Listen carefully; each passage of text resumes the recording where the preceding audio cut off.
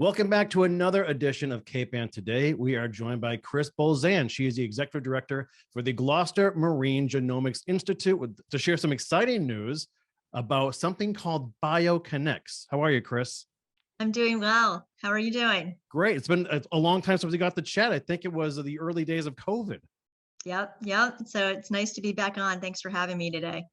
So, Chris, right off the top, can you just explain what GMGI is for the few out there in the community who don't know? Okay, so anyone who's new to Cape Ann and hasn't heard of GMGI yet, we're the Gloucester Marine Genomics Institute. We were founded in 2013 by local scientists and entrepreneurs who thought that the ocean could be a renewed source of opportunity for Gloucester. We have a three-part strategy, and our three areas really work nicely with one another. They are research, education, and science community. Through our research efforts, we have a fantastic research institute. It's located on Main Street, right in the heart of Gloucester's working harbor front. You can see the photo of it behind me. And there we have scientists led by our amazing science director, Dr. Andrea Bodner, who pursues a platform of molecular biology and genomic technologies that is finding ways that the ocean can help us solve some of the most vexing modern problems plaguing our oceans, human health, and the environment. So we've got a fantastic team there that's growing rapidly. Our second area of focus is our education initiative, and that is embodied by our Gloucester Biotechnology Academy, led by Dr. John Doyle. The Academy prepares career-compromised young adults from Cape Ann to become professional lab technicians in life sciences, biotechnology, and now biomanufacturing companies in Boston, Cambridge, and along the North Shore. Our education initiative and our research efforts all kind of combine for what we call science community. One of our primary goals is to create a robust science community on Cape Ann to attract other companies to come. We hold a science forum every year that is happening this year on May 14th. We can talk a little bit about that, but we bring scientists from around the world who share innovations in marine science and create talks that are open to the community. We also hosted for the first time this year a workforce development conference at the Academy, where we brought leaders from the Commonwealth who are focused on innovations in biotechnology workforce development. And by bringing others, experts, and life sciences practitioners to Gloucester, we're really showcasing to people around the world that Gloucester is a fantastic place to do science. Nicely put. And it sounds as if there's wonderful news involving the ways that GMGI can even expand into New England. Is that right? Yeah, so we have some really exciting collaborations going on. I know you have all heard about Andrea and the Research Institute's work collaborating with OceanX, and some interesting partnerships that have been expanding. But one of the most exciting ones in the last 6 months has been our joining the Bioconnects New England coalition. So this originally started last summer when Dr. Jared O'Clair from Northeastern University contacted John Doyle to talk a little bit about our growing reputation in training biotech technicians and our biomanufacturing expansion that happened last year. So Jared was trying to put together a team to create a proposal in response to the federal government, the Economic Development Administration's Build Back Better Regional Challenge, BBBRC. This challenge was issued last summer, and it posed to the country, build proposals, send us proposals that will help your community build back better. So we became a part of Dr. O'Clair's coalition in the fall and contributed to the phase 1 proposal. And our idea was to create a biomanufacturing cluster in New England. We were thrilled in December to learn that Northeastern's led proposal made it out of 529 national applications. We made it to the phase 2 and the final 60. So the 60 finalists nationwide were each given $500,000 to study, collaborate, and develop a more robust proposal that went in last Monday. We were very excited over the course of the months working on this proposal with Northeastern that GMGI became one of the lead participants in phase 2. And the exciting news for the finalists are the federal government has told us that there will be 20 to 30 ultimate awardees, and they will split $1 billion. Wow. So That is this a is lot of pretty, great research. Wow. yeah. Are you hiring, Chris? Yeah, right. We are hiring, and we're hiring in anticipation of this. Whether the award comes to Bioconnex, our coalition is now named Bioconnects New England. Whether the award comes to us or not, this collaboration and the work that we've done in preparing the proposal has affirmed for all of us, we want to work together, we're going to work together, and we're going to seek other sources of funding no matter what, because what we have in mind and what we've built in this proposal is tremendously exciting and could be impactful for broader New England. Could you go into a teeny bit of detail about what's in this proposal? What it looks Sure. like? Yeah, I can. It's really exciting. So Yeah. Bioconnex is leveraging our position as the region's leader in innovation and discovery in biotechnology to try to create a biomanufacturing cluster in New England. So there's 3 states and 9 organizations primarily involved in leading the charge, but there are dozens of other partners who are engaging with us in what we hope to build. What we'd like to do is really accelerate innovation and economic growth for the Northeast. So it's Rhode Island, Massachusetts, and Maine, all involved in this. And we have 4 main projects that we put forth in our phase 2 proposal. The primary one, which is you'll hear and understand why GMGI is so intimately involved, is on workforce development and creating an education pipeline. There's been tremendous investment in biotechnology and biopharmaceutical processes, and a lot of the discoveries come out of Cambridge and Boston, but a lot of the manufacturing and the jobs go elsewhere and leave Massachusetts. One of the ideas for the Bioconnects New England Coalition is to take the strength of innovation and discovery and build out the biomanufacturing in our Commonwealth and Rhode Island and Maine communities, particularly the communities that have been hit hardest by COVID, and particularly creating on-ramps and pathways for traditionally underrepresented young adults to be able to join the thriving life sciences industry. So that's the broader goal. So workforce development and training and creating an education pipeline is one project. The second project is scale up for prototyping and advanced biopharmaceutical manufacturing. A lot of companies right now don't have the resources and the locations to scale up. There are shortages in these opportunities. So the proposal created new pathways for scaling up and for prototyping new biopharmaceutical innovations.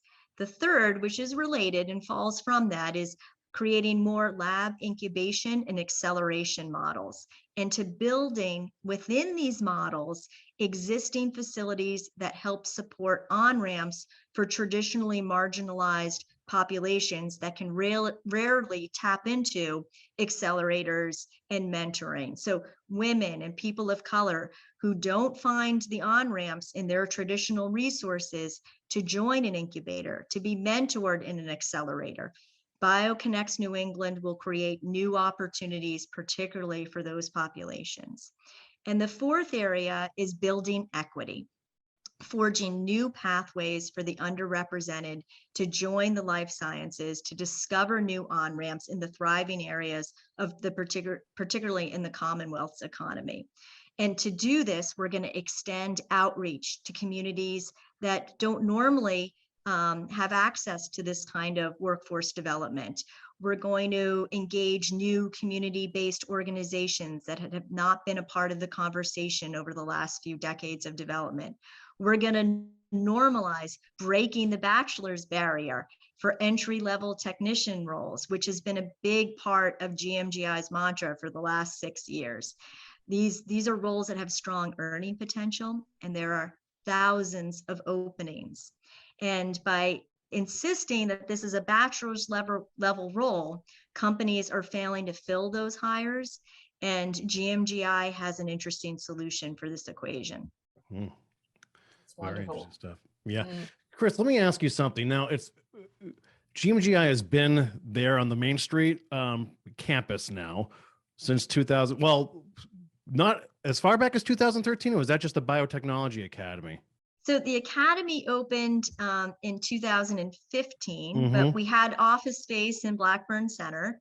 Before the research lab was built on the harbor front, our scientists used to wait till the students finished, and then they'd go into the lab and do their science in the learning lab. But in 2018, we cut the ribbon and opened up our doors of the Research Institute proper on the harbor. And it already seems like you're one of the crown jewels of the neighborhood. So what does it feel like? How have you been embraced by the city, and why is GMGI's success so important to this area? Well, we're so grateful for how welcoming the community has been. And we know that there were skeptics. And even recently I heard, why do you have to be on the harbor front? But one of the reasons is we're drawing from the ocean. We actually use seawater from the harbor in our marine environment in the lab. And we create artificial seawater, but we also use natural seawater from the harbor front as part of our research. And we're researching marine organisms for potential human therapies. It's really, really important that we're right there on the waterfront. And we're so grateful that the fishing community has embraced us. Some of our scientific pursuits are looking at ways that we can improve our fisheries and aquaculture, ecosystems. All of these things are inherently important to the type of discovery and inquiry that we pursue. We're really grateful too, though, that the community has embraced the concept of training our young people for new opportunities. And we're very happy with the progress we've made in showcasing that this is a great place to do science. We have 2 new research and discovery organizations that have joined us in this building. LifeMind Therapeutics is upstairs from us. They're employing students who graduate from our academy. Wow. So it's great to see our students going upstairs to work every day. And they are exploring opportunities to find new discoveries in marine fungi for potential human therapies. Alongside us is Heffring Engineering. They are creating, it's a research and discovery and engineering firm they're creating ocean gliders that can be used for marine discovery. And they were previously located elsewhere in the state, but learned that one, it's exciting and affordable to work in Gloucester, and they can get to deeper parts of the ocean faster from the harbor. Wow. Heather and I just interview people on Zoom. That's all we do. Yeah, but you know what you're doing? You're sharing the good news, which is really important for people to hear. And, the academy now, we have traditionally been able to educate 20 students a year. We've doubled the size of the academy. We added the critical skills of biomanufacturing to the standard curriculum this year. And it's been with great success. We were testing this out for the first time, new equipment, new protocols, a new way of imagining the learning. The students just wrapped up their exams last week. They're going off on their internships next week. And it was a complete success. Our new curriculum worked out beautifully. The students loved the biomanufacturing work. There was the fermenters were a really exciting piece of equipment for people to learn to master. And what we saw was industry responded. So we typically have the right amount of internships for every student. This year, the average student had 3 offers for internships. Oh, wow. And hourly wages increased. The students had their pick of where they wanted to go and the kind of work they wanted to do. So we're really, really excited that we've captured the imagination of organizations like Northeastern and can be a part of a coalition like Bioconnex. We've captured the attention of industry who realize the ways in which our students are prepared are valuable. And now we need to scale. We need to do this bigger and better and make it accessible to more people. That is So exciting. speaking of that, you have an open house coming up, right? We do. Thank you for mentioning that, Heather. We have an open house on April 5th from 3 to 5 p.m. at the Academy, which is 55 Blackburn Center. And prospective students, families, their educators, anybody who's interested in seeing what we're doing there and thinking about joining us this fall, we would love for them to attend. And anyone in the community who wants to see what's going on at the Academy, come on April 5th. We'd love to meet and greet you and give you a tour. We're very proud of the new facility and really proud of what our students are doing when they hit industry. That's great. And Chris, if people want to learn more about GMGI, how can they go about doing that? There's lots of different ways. The website is always easiest, gmgi.org. You can also sign up for our newsletters on the website. And you can also just reach out and call me. My number's on the website. Our team, we love talking to people in the community. We love sharing what we're doing. We're hiring for multiple positions. We're going to make a really big push to hire additional new teachers. One of the goals of Bioconnects New England and the funding it will bring to GMGI and to Gloucester will help us build a more robust educator pipeline. If we want to scale what we're doing and we want to educate more people, we need to start training teachers in the exciting ways that John Doyle has created at the Academy. What he does is pretty magical, really successful.